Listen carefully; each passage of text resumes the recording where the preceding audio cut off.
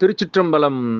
அருள் தரும் சிவகாமி அம்மை உடனுரை அருள்மிகு கைலாயநாத பெருமான் திருவடிகள் போற்றி போற்றி, எம்பிரான் பரஞ்சோதி முனிவர் திருவடிகள் போற்றி போற்றி.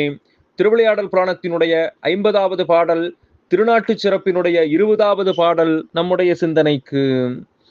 ஊருசை படைவாய் தேய உழுணரும் நீர்கால் யாத்து சேரு செய்குணரும் தெய்வம் தொழுது தீஞ்சென்னல் வீசி நாறு செய்குணரும் பேர்த்து நடவு செய்குணரும் தெவ்வின் மாறுசை களைகட்டு ஓம்பி வளம் படுக்குணரும் ஆனார்.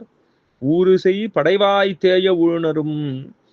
இங்கே அந்த கொழு தேய்ந்து போகும்படியாக உழக்கூடிய உழவர்களும் நீர்கால் யாத்து சேறு செய்குணரும், சிலர் அடுத்து அந்த தண்ணீர் விட்டு குழைத்து பரம்படி என்று சொல்லக்கூடிய அந்த சேறு செய்கிறார்கள்.